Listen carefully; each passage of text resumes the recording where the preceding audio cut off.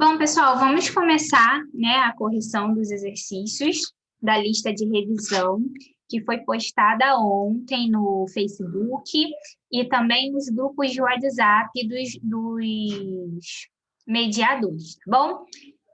Eu fiz uma lista para vocês com 5 exercícios de conteúdos frequentes no Enem. Então, essa lista trata de termoquímica, tá? Questões que mais caem de termoquímica, os modelos de questões, no caso, né? Cinética química, e também vamos falar um pouquinho de reação de neutralização e pH, tá bom? São assuntos frequentes, por isso que eu acho que todos devem assistir essa videoaula, né, essa correção de exercícios, que ao mesmo tempo que eu vou corrigir os exercícios, a gente faz uma revisão também de conteúdos que já foram vistos, né, já foram estudados a partir das aulas online do PVS, tá? Aulas essas que estão lá no canal. Quem quiser rever alguma aula, tá? Fique à vontade, só entrar no canal do PVS que as aulas estão lá. E qualquer dúvida, podem me procurem no Facebook, no WhatsApp, podem ligar, fiquem à vontade que eu estou disponível para tirar qualquer dúvida que vocês tiverem, tá bom? Então vamos lá. Primeira questão. É uma questão do Enem de 2018. Por meio de reações químicas que envolvem carboidratos, lipídios e proteínas, nossas células obtêm energia e produzem gás carbônico e água. A oxidação da glicose no organismo humano libera energia, conforme ilustra a equação química, sendo que aproximadamente 40% dela é disponibilizada para atividade muscular.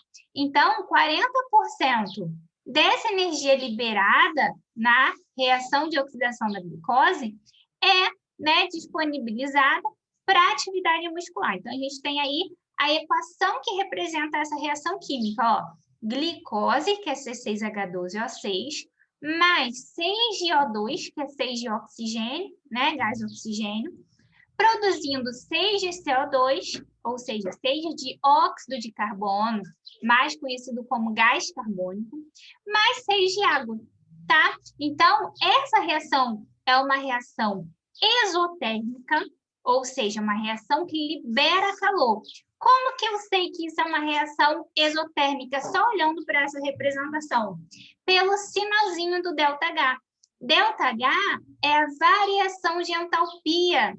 No caso aqui, tem um Czinho aqui embaixo. Significa a variação de energia, né, envolvida nessa reação de combustão. Isso aqui é uma reação de combustão. Percebam que nós temos um combustível, que é a glicose, reagindo com o comburente, que é o gás oxigênio, produzindo dióxido de carbono e água, tá bom? Então, reação isotérmica, porque o sinal do ΔH é negativo. Processos isotérmicos são aqueles que ocorrem com liberação de energia. E a questão deu outros dados, né, como as massas molares do hidrogênio, que é 1, carbono é 12 e oxigênio 16. Na oxidação de 1 grama de glicose, a energia obtida para a atividade muscular em quilojoules é mais próxima de. Então, olha só, o que a gente precisa analisar aí? É o seguinte, percebam que nessa reação que nós temos aqui, né, onde 1 mol de glicose está sendo oxidada, não é isso? Está reagindo com oxigênio, formando CO2 e água. Então, 1 mol, ó, por que 1? Porque aqui na frente não tem nada. Deixa eu melhorar isso aí. Quando não tem nada aqui na frente, significa que eu tenho 1 mol de C6H12O6, reagindo com 6 mols de O2, produzindo 6 mols de CO2, mais 6 mols de água, tá? Então, a queima desse 1 mol de glicose vai gerar uma energia de 2.800 quilojoules. A questão quer saber, né, qual vai ser a energia obtida para atividade muscular, né, a partir de 1 grama de glicose. Então, a gente sabe que na queima de 1 mol de glicose, ou seja, 1 mol de C6H12O6, a gente tem a liberação de 2.800 quilojoules de energia. Então, 1 grama de glicose vai liberar quanto? Eu não posso fazer essa relação usando mol, energia, grama, energia. Eu tenho que passar tudo para gramas. Então, como que a gente passa de mol para gramas? Fazendo massa molar. O nome já diz, ó, massa, mol, massa, né? Sempre que a gente quiser passar de massa para mol ou de mol para massa, a gente faz massa molar. Então, ó, massa molar da glicose. Então, massa molar de C6H12O6. Como que a gente calcula? Somando as massas de todos os átomos presentes nessa molécula. Então, nós temos 6 átomos de carbono. Cada átomo de carbono tem massa 12. Então, vai ficar 6 vezes 12. Mais massa do hidrogênio é 1. Como eu tenho 12 hidrogênios, vai ficar 12 vezes 1. E a massa do oxigênio é 16. Como nós temos 6 átomos, 6 vezes 16, ok? Fazendo essa continha, somando tudo, multiplicando e somando, a gente tem uma massa molar de 180 gramas por mol. Ou seja, cada mol de glicose equivale a 180 gramas. Agora, a gente pode fazer essa relação aqui de gramas para energia, né? Então, ó, 180 gramas de glicose, né, de C6H12O6, na sua queima, libera 2.800 quilojoules de energia, tá bom? Então, 1 grama vai liberar quanto? X. Multiplica cruzado. Então, vai ficar 180 vezes X é igual a 2.800 vezes 1, né? Que dá 2.800 mesmo. Então, ó, X vai ser igual a quanto? 180 está aqui multiplicando X, vai passar para lá dividindo. 2.800 dividido por 180. Isso vai dar uma energia igual a 15,5 quilojoules. Não é isso? Só que tem um problema, a gente ainda não acabou, né? A pessoa desatenta, o aluno desatento, ia marcar aqui, ó, 15,6, porque na verdade isso aqui tá 15,5555, né? Dá uma dízima periódica. Então, o desatento vai marcar a letra B, mas não, gente. Por quê? Por que eu não posso marcar? Porque tá dizendo aqui, ó, que aproximadamente 40% dessa energia é disponibilizada para atividade muscular.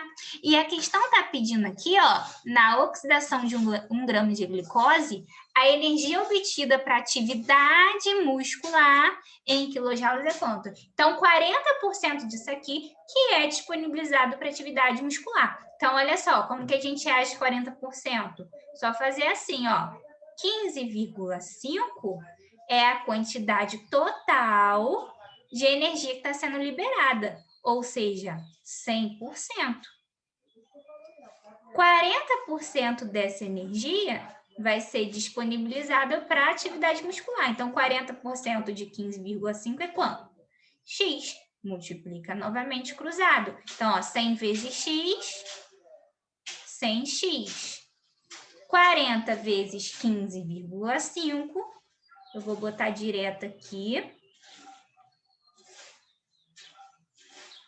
Então, X é 40 vezes 15,5 dividido por 100. Isso vai me dar uma energia de 6,2 quilojoules. Então, essa é a resposta correta. A resposta correta aí é letra A, ok? Tranquilo? Então, aproveitem, tira um printzinho aí da tela, tá? Que eu vou passar para a questão número 2. Porque quando eu passo aqui no Zoom, todo esse rabisco vai junto. Então, não dá, eu tenho que apagar para ir para a questão número 2, tá bom? Então, vamos lá. Passando para a questão número 2. O carro flex é uma realidade no Brasil. Estes veículos estão equipados com um motor que tem a capacidade de funcionar com mais de um tipo de combustível. No entanto, as pessoas que têm esse tipo de veículo na hora do abastecimento têm sempre a dúvida: álcool ou gasolina? Para avaliar o consumo desses combustíveis, realizou-se um percurso com o veículo flex, consumindo 40 litros, aqui é litros, tá? De gasolina, e no percurso de volta utilizou-se etanol. Então, ó, vamos prestar atenção nessa informação. Foram gastos 40 litros de gasolina, tá? Nesse percurso aí, na ida. E na volta ele usou álcool. Foi considerado o mesmo consumo de energia tanto no percurso de ida quanto no de volta. O quadro resume alguns dados aproximados sobre esses combustíveis. Então, olha só, gente. Ele deu a quantidade em litros de gasolina que foram gastos, né, que foram consumidos. A partir dessa quantidade aí em litros, a gente consegue achar a quantidade de energia, né, que foi consumida nesse percurso. Como que a gente, no caso de que foi liberada, né, no caso na combustão desses combustíveis durante esse percurso. Então, olha só, gente, a questão dá para gente a densidade do etanol e da gasolina e dá o calor de combustão do etanol e da gasolina. E está pedindo o volume de etanol combustível em litro consumido no percurso de volta, que no caso aí, né, aconteceu. Ele foi com a gasolina, gastando 40 litros, e voltou com álcool.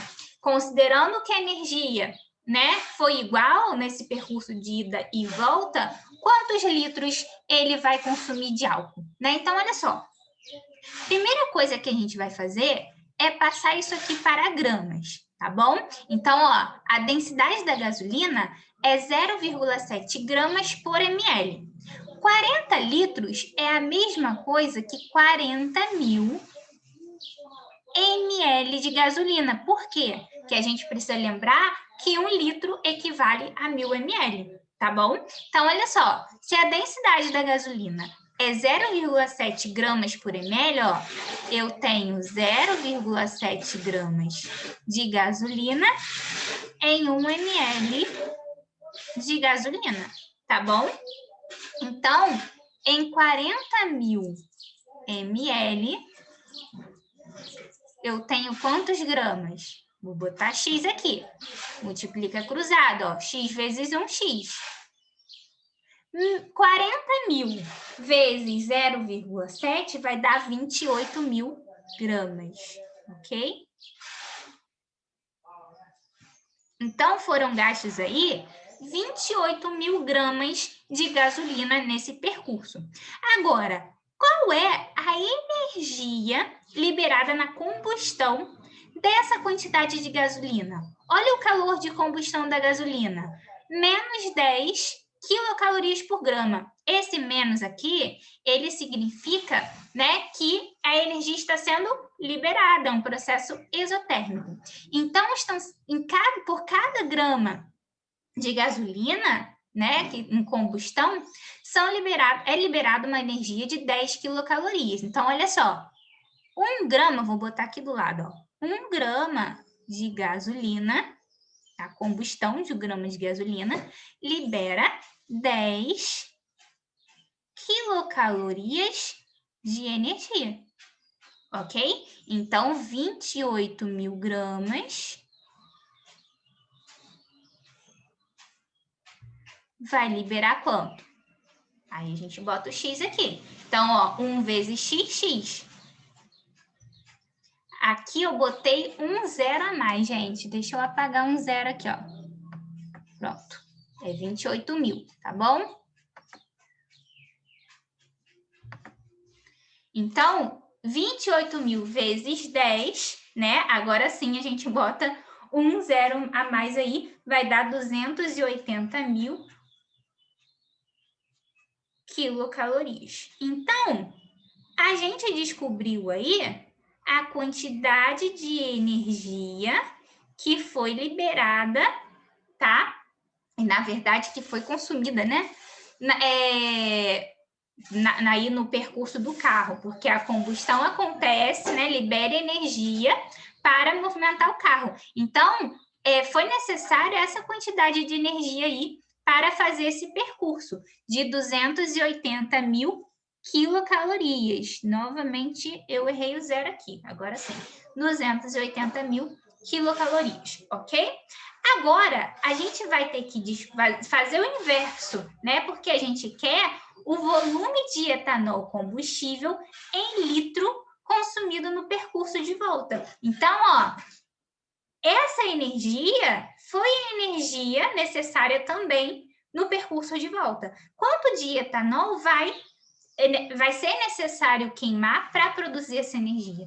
É o que a gente vai saber. Então, olha só o calor de combustão do etanol. 6 quilocalorias por grama. Então, ó, 1 grama de etanol, né? A queima de 1 grama de etanol libera 6 quilocalorias de energia. Ok? Então, quanto de etanol vai ser necessário para liberar 280.000 quilocalorias de energia? Então, ó, novamente multiplica cruzado. X vezes 6, 6x. É igual a 280.000 vezes 1. Dá 280.000. X, então, é 280.000 dividido por 6. Isso aqui vai dar... Deixa eu dar uma olhadinha, vou ter que colar aqui, né? Porque eu não estou fazendo a conta agora. Vai dar 46.666,67 gramas. Mas a gente quer a massa do etanol? Não. A gente quer o volume em litros. Então, agora a gente vai usar a densidade, ó. A densidade do etanol é 0,8 gramas por ml, ou seja, 1 ml de etanol equivale a 0,8 gramas, ok? Então, 46.666,67 vão ser quantos ml, né? Equivalem a quantos ml? Então, novamente multiplicando cruzado. Então, 0,8 vezes x, 0,8x é igual a 46.666,67 vezes 1, que dá 46.666,67. Então, x é 46.666,67 dividido por 0,8. O que vai dar aí? 58.000. Então, x é 58.333,33, que vai ser aproximadamente, isso aqui em ml, tá, gente? Que é aproximadamente o quê? 58 litros. Então, resposta correta aí é letra D de dado, tá? Então, novamente aí, ó, tirem o print de vocês, que eu vou passar para a questão número 3, tá bom?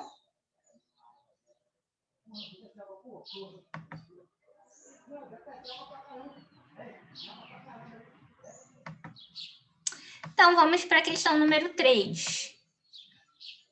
A questão número 3 já é uma questão de cinética. Essas duas questões que nós fizemos anteriormente foram de termoquímica, né? Que falam do calor envolvido nas reações químicas.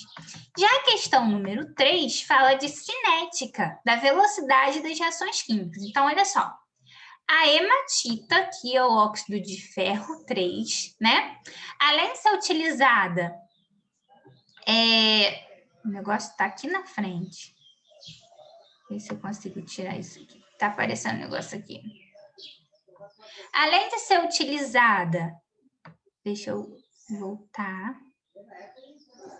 Não sai esse negócio da frente, não consigo ler tudo. Eu acredito que seja para fabricação do aço, mas ok. É utilizada também como um catalisador de processos químicos, como na síntese da amônia, importante matéria-prima na indústria agroquímica. O uso da hematita viabiliza economicamente a produção da amônia, por quê? Então, ó, a questão já diz aqui que a hematita, né, ela é utilizada na síntese da amônia como um catalisador. O que é um catalisador, galera? É uma substância que é utilizada para aumentar a velocidade da reação, para a reação ocorrer mais rapidamente.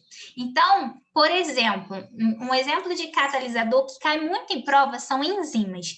Enzimas são catalisadores naturais. O nosso organismo possui enzimas, que são proteínas, né? Que vão acelerar algumas reações no nosso organismo, tá? E uma coisa importante é que os catalisadores, eles não são consumidos na reação, tá? Eles apenas estão ali para aumentar a velocidade. Por que eles vão aumentar essa velocidade? Por conta disso aqui.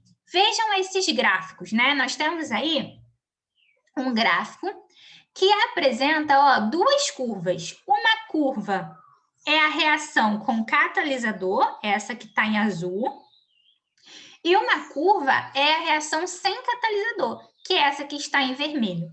Percebam que a reação que ocorre sem catalisador, ela possui uma curva maior do que a que ocorre com catalisador, né? Essa curva, nesse gráfico, é chamada de energia de ativação, ó. Percebam que tem aqui um EA.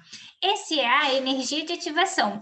É a energia necessária para que a reação ocorra. Então, ó, nós temos aqui a energia dos reagentes e aqui embaixo a energia dos produtos. E para o reagente se transformar em produto, ele precisa vencer essa barreira. Eu preciso dessa quantidade de energia aí.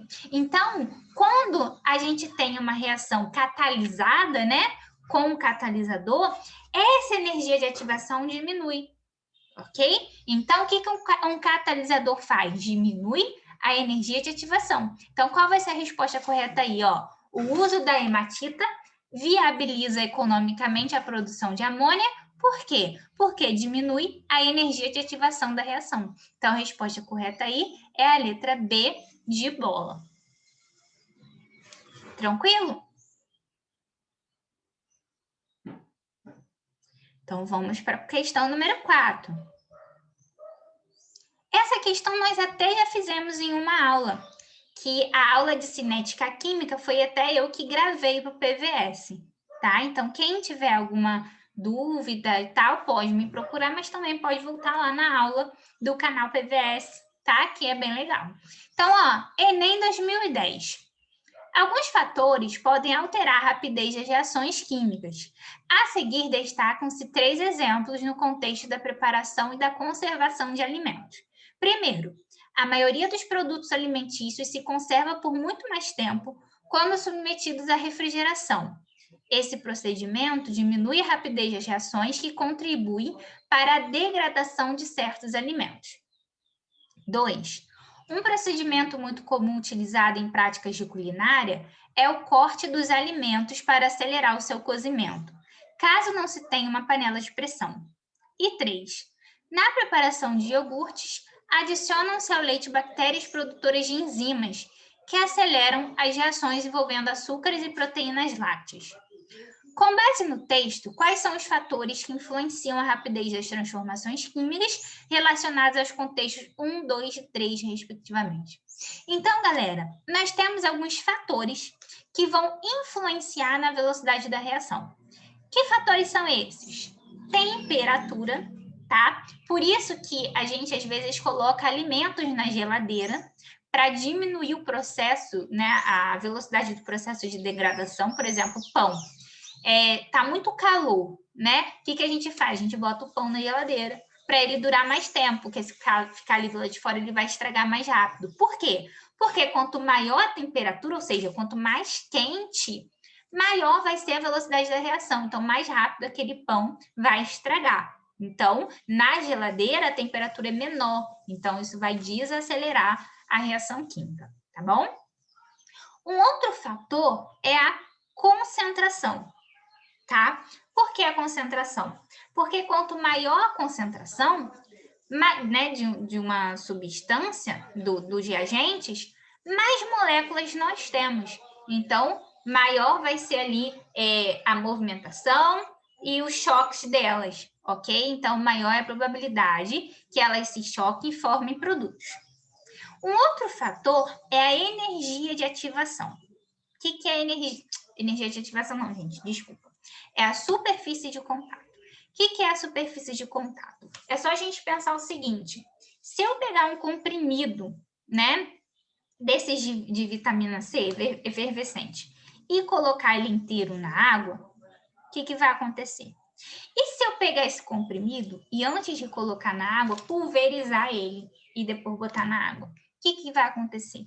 Qual dessas reações vai ocorrer mais rapidamente? A do comprimido inteiro ou a do comprimido pulverizado?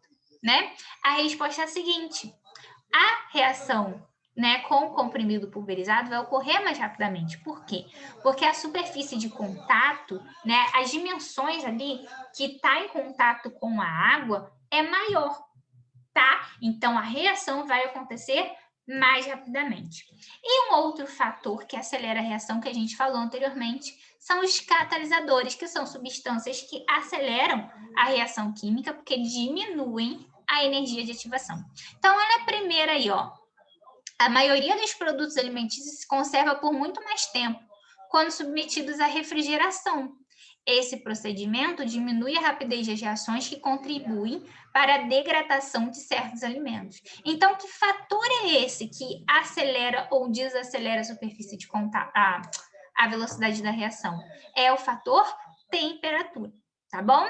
2. Um procedimento muito comum utilizado em práticas de culinária é o corte dos alimentos para acelerar o seu cozimento, caso não se tenha uma panela de pressão. Então, que fator é esse que acelera a reação? Superfície de contato, ok?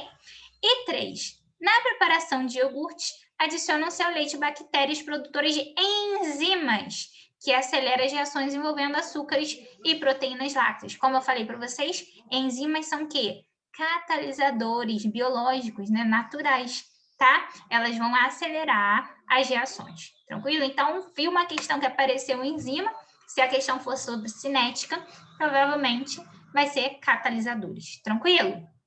Então, a resposta correta aí, temperatura, superfície de contato e catalisadores. Então, a resposta correta é a letra C.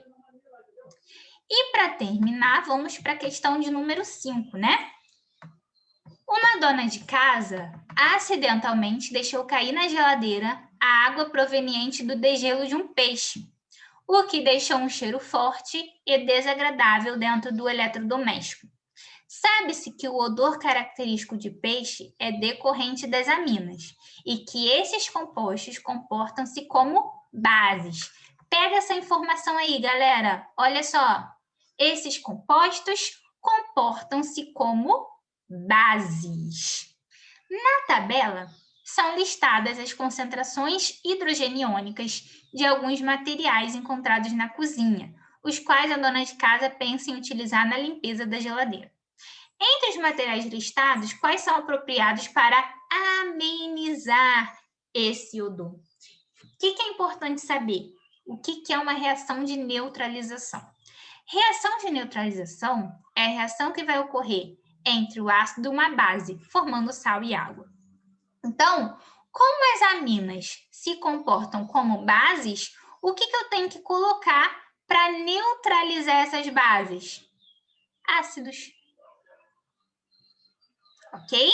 Então, por isso que a questão dá aí para gente a concentração de H+, né? Das substâncias, de diferentes substâncias que essa dona de casa pensa em utilizar para limpar a geladeira. Mas quais serão as melhores substâncias para neutralizar esses odores dessas bases, né? Ácidos. Então, olha só. Eu tenho suco de limão, que tem uma concentração de H+, de 10 a menos 2 mol por litro. O que significa essa concentração de H+ de 10 a menos 2 mol por litro? Significa que o pH do suco de limão é igual a 2. Isso mesmo. A concentração de H+ é igual, isso colocando de uma forma bem generalizada, tá? A 10 elevado a menos pH. Então, esse valorzinho que está aqui em cima é o pH da substância, tá bom? Lembrando que, olha só, vocês lembram da escala de pH? A escala vai de 0 a 14, né? Então, a gente tem aqui um meiozinho intermediário que é 7. pH menor que 7, pH ácido. pH maior que 7, pH básico. pH exatamente igual a 7, pH neutro. Então, ó, o suco de limão, que tem pH igual a 2, é um ácido, porque o pH é menor que 7. Já o leite tem a concentração de H+ igual a 10 a menos 6 mol por litro, ou seja, pH igual a 6. O leite também tem um pH ácido, mas é pouco ácido, né? Se comparado com o suco de limão. Vinagre, concentração de H+ igual a 10 a menos 3. Ó, então, deixa eu melhorar isso aqui. Então, o pH do vinagre é igual a 3. Também é um pH ácido. Álcool, concentração de H+ igual a 10 a menos 8, ou seja, pH igual a 8. Agora, nós já temos um pH maior que 7, ou seja, é um pH básico. Sabão, concentração de H+ igual a 10 a menos 12, ou seja, pH igual a 12. Aqui nós temos um pH bem básico, né? E carbonato de sódio ou barrilha, também 10 a menos 12. Então, pH igual a 12, também é um pH básico. Então, quais são as duas substâncias que podem ser utilizadas, né, que são mais apropriadas para amenizar esse odor aí dessas bases, dessas aminas, esse odor, né, desagradável de peixe, ok? Vão ser substâncias ácidas, são aquelas mais ácidas, que são suco de limão e vinagre, ok? O leite também é ácido, mas ele é pouco ácido. Então, o melhor é utilizar suco de limão e vinagre. Então, a resposta correta é a letra C. Ok, galera? Bom, então a gente fica por aqui. Espero que tenham gostado, que tenham relembrado bastantes conteúdos, tá bom? Qualquer dúvida, pode entrar em contato comigo pelo Facebook, pelo WhatsApp, pelo e-mail, por onde vocês acharem melhor, que eu estou à disposição, tá? E lembrando que as aulas anteriores estão lá no canal PVS. Quem tiver alguma dúvida pode voltar lá nas aulas, tá? Que é sempre bom rever os conteúdos. Bom, gente, um grande abraço e até a próxima, tá bom?